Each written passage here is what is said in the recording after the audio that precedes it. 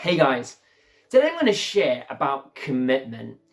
I've done a lot of personality tests recently, like Enneagrams and Myers-Briggs and all that sort of stuff. And it's a trait that keeps coming out in me actually, is loyalty and commitment. It's something that I love. I think it's absolutely brilliant and I sort of look for it in people. And I love spending time with people who have committed. I love hearing stories of people who've been married for 50 plus years, who just share their stories of commitment, of faithfulness to each other, or who share about the times when it's really tough and how their commitment and their determination to see it through got them through those hard times. And that's why they're still holding hands and kissing at 70, 80 years old. And I think it's incredible when I hear those stories. I love hearing the wisdom that they share about how they made that commitment work. I love hearing from people who have been so passionate and committed to a certain job that they just loved it so much that they again did it for 30, 40 years. It's not as common anymore. In today's society, people change jobs a lot more. But I love seeing people's commitment. I love hearing sort of those little nuggets about what saw them through the tough times, when things weren't so easy, what they did to see themselves through. And I just love it when people have been committed to a cause or been committed to a church. I love those stories of people who have been part of the same church for like 70, 80 years. Not the ones who are sort of stuck in the past, but the ones who keep wanting to see God move, who keep encouraging the next generation, who even though they've been part of a church for 70, 80 years, are just as committed and just as passionate now as they were when they started. You see, commitment is such an amazing thing. And today I just want to share, it's a final series of our looking at our church culture, the culture we're building. And also today's message is the first series and our next message on Ruth. There's a bit of a crossover point between the culture series and the Ruth series. But we're going to look at the commitment. When we pull together our cultural values as a leadership team, when we're talking to other folk and just sharing, the thing that I didn't put down as a cultural value was commitment. And it was something that came out from Daryl, actually, in particular, who said, Jim, isn't this what we need in church? Shouldn't we be committed? And the phrase that sort of came out from our leaders is this: we want to be a church that's committed. And we seek to be committed to God, to each other, and to our community. Because guys, when people are committed, when people work together, often that's when we see God's plan. That's when we see God do incredible things. Often it's through the commitment and faithfulness of people. Guys, we live in a world where we're not encouraged to commit anymore. We live in a world where we're encouraged to change. Like, how many of you, used to be a time you used to go to the same shop all the time, you'd have the same energy provider, you'd have the same job, you'd have the same spouse. And that's changed. You're sort of encouraged to shop around a lot more, even with our spouse and relationships. And guys, this is something in culture which it's not always a bad thing. Not being committed to your bank or your energy provider is kind of good. You get rewards, you get treated a lot better. But we've lost that commitment. It's crept into the church. It's crept into our relationships. When we don't get enough out of our church, we want to move to get somewhere else. When we don't get enough out of our marriage, obviously it's not working, I need to go somewhere else. And guys, commitment is not what God's called us to do. When our friendships don't give us what we want, often we can try and do something else. But guys, we need to treat our faith and church like we treat our football team. We don't chop and change our football team. We're with it for life. And guys, I want to encourage us to be a church that is committed to God, committed to each other, and committed to our community. And I'm struck by the story of Ruth in the Old Testament. We have two books that are named after women in the Bible. We have Ruth and we have Esther, both incredible women. But Ruth is the incredible story of a woman who wasn't even a Jewess. She was a woman in Moab. And the story starts like this. It was about Naomi and her husband. And Naomi moved from Israel to Moab during a tough time, her and her husband. They had two lads and they settled in the country of Moab. And if you download the PowerPoint which are on our website, you can see where Moab is. And what happened was there was a sort of famine hit and disaster sort of struck Naomi. Her two sons got married. They'd married two Moabite girls, Ruth and Ophrah. And soon afterwards, Naomi's husband dies. Then, if nothing gets worse, her two sons die. Now, in those cultures, what would happen is the woman, her daughter-in-laws, would then go and marry the next male relative. But the problem was, they weren't, at least Naomi wasn't living in her country. Her next male relatives of her son were back in Israel. So here they are in a foreign country, living with Naomi, and things aren't great. So Naomi says to Ruth and Orpah, she says, guys, go back home. She says, I release you. She says, the problem is, if I have another son now, by the time my son's old enough to get you pregnant, that's what's going to happen, then it's going to be too late. You need to go home to your family, find a husband, get looked after by your mum and dad, and just live there. And you sort of understand what Naomi's doing. She's trying to get Ruth, she's trying to release Ruth and Orpah. She knows there's no future. She is a widow living in a man's world. She has no rights. She has no money. She's just a poor widow in a country where famine was hitting. And Orpah, her one daughter-in-law, says, okay, through a tear, she says, Naomi, I want to stay with you, but I understand what you're saying. She goes home. But Ruth sticks with her mother-in-law.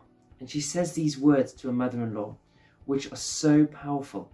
You find it in Ruth 1, verses 16 to 18. She says this, don't urge me to leave you and turn back from you. Where you go, I will go. Where you stay, I will stay. Your people will be my people. Your God will be my God. Where you die, I will die. And there I will be buried. May the Lord deal with me, be it ever so severely, even if death separates you and me. When Naomi realized that Ruth was determined to go with her, she stopped urging her. And I'm really struck by Ruth's commitment here. You know what? Ruth did not have to stay with her in-laws. Now, for some of you, myself included, hope he's not watching this, staying with her in-laws would be like the worst nightmare in the world, okay? Something that you just wouldn't want to do. But Ruth was committed to Naomi. Now, this commitment to Naomi was going to cost Ruth. You know, it was going to cost Ruth the future. You know, there's a good chance Ruth was never going to get married. She's going to live as a poor widow for the rest of her life if she stays with her mother-in-law Naomi, if she sticks with her. She is leaving behind her family. She is leaving behind the religion. She's going to follow God instead and follow Naomi's God. Everything is going to change for Ruth. Her financial security is gone. As I said earlier, she's a woman in a man's world. But her love for Naomi was so strong that she couldn't leave Naomi. She was committed to Naomi. She was faithful to Naomi. And what really strikes me as we read through the rest of the story of Ruth, I encourage you to go home and read it later on, is Naomi was just as faithful to Ruth as Ruth was to Naomi. And there was this mutual faithfulness between them, this mutual commitment for the best with each other. You know, commitment works best when we're all committed together. When Naomi was committed for the best for Ruth, Ruth was committed for the best for Naomi, amazing things happen. And guys, you know what? As a church, we need to be like Ruth. We need to be committed. We need to be committed to each other. We need to be committed to God, and we need to be committed to our community. We can't just be flying off and flittering off to the next thing that seems slightly better. But actually, we need to be committed to making our church better, to be more effective witnesses, to making each other better, and to thinking about others and not just ourselves. You know, I'm really struck by Ruth's love for Naomi and Naomi's love for Ruth here. And the chapter that we often talk about love is 1 Corinthians 13. And I love the first bit. Love is patient, love is kind, love is not jealous, it is not boastful. But I love verse 7. 1 Corinthians 13 verse 7. It says this: love never gives up. Love never loses faith. Love is always hopeful. And love endures through every circumstance. You know, we could change commitment. And we could say that about commitment. Love and commitment sort of go together. We talk about being loving Christians. But love and commitment are hand in hand. And we could rephrase it like this: commitment never gives up. Commitment never loses faith. Commitment is always hopeful. Commitment endures through every circumstance. Guys, when we're called to be a church that's committed to God, committed to each other, and committed to our community, that means we keep going. Even when it's not pretty, even though when it's tough, we want to be committed to each other. And you know, as a younger church, as a church that hasn't been around for like centuries or for years and years and years, it can be so easy for us to come and go and flitter and disappear. But I believe God wants us to have a culture of commitment, committing to the cause, committing to see disciples reached and build emotionally healthy, spirit-filled disciples here in Burslem. Our commitment should reflect that commitment of Ruth. Our commitment should reflect this commitment of Naomi to say, you know what, no matter what, even though it's kind of worse off for me, at times I'm going to commit. Even when there might be something better down the road, I'm going to commit. Even when God isn't doing things my way, I'm going to commit to him. It really strikes me as a pastor that when people have a need, they rush to church. It's amazing. When people need something, they're like at church. When they need God to give them the miracle, they're at church, they're at the front, they're on their knees, they're bawling out to God, please can you help me? And then when God answers the prayer, they disappear. When things are going badly, they're committed to God. When they're reading that prayer from God, they're promising to be missionaries in Africa. They're promising to, give blood every single month. They're promising to do anything, to donate their house to God. You name it, they do it. But as soon as God answers the prayer, the commitment goes. It's sad. But I've seen it over and over again. And God says it's not just about being committed to him when you need something. Commitment is also when you don't need something. Commitment is being committed to him in the hard times as well as the good times. Ruth was committed to Naomi in the good times. Ruth was committed to Naomi in the bad times. Ruth was committed to Naomi even when it was going to cost. Because commitment costs. Commitment costs. Our culture teaches us this. Our culture teaches us that we're committed as long as it's doing us some good. We teach ourselves, you go along to that supermarket as long as it's benefiting you. It's kind of true. You commit to your insurance company as long as it's benefiting you. You commit to your relationship as long as it's benefiting you. You commit to your church as long as it's benefiting you. Guys, that's not how it works. That's not biblical commitment. Biblical commitment is being faithful to God, being faithful to each other, and being faithful to our church and the wider church in the good times and in the bad times, in the same way that Ruth was faithful to Naomi in the good times and the bad times. When I look back at God, my story about God is that God is faithful. God has been committed to me. The other day, I was doing some training for Kintsugi Hope about we're going to run some mental health stuff in our church. And I did a sort of a journey pattern, looking at my journey and my ups and my downs. And I can see God's hand over my whole life from when I was younger to now. How he's been faithful to me. The song that comes to my mind, which is sort of the mantra for my life, is great is your faithfulness, O God, my Father. Because he's the same yesterday, today, and forever. As it says in Hebrews, he is always faithful. He is always loving. He is always kind. He is always committed to me, even when I'm not committed to him. So guys, let's be a church that's committed. Let's be a church that reflects this commitment that Ruth had for her mother-in-law.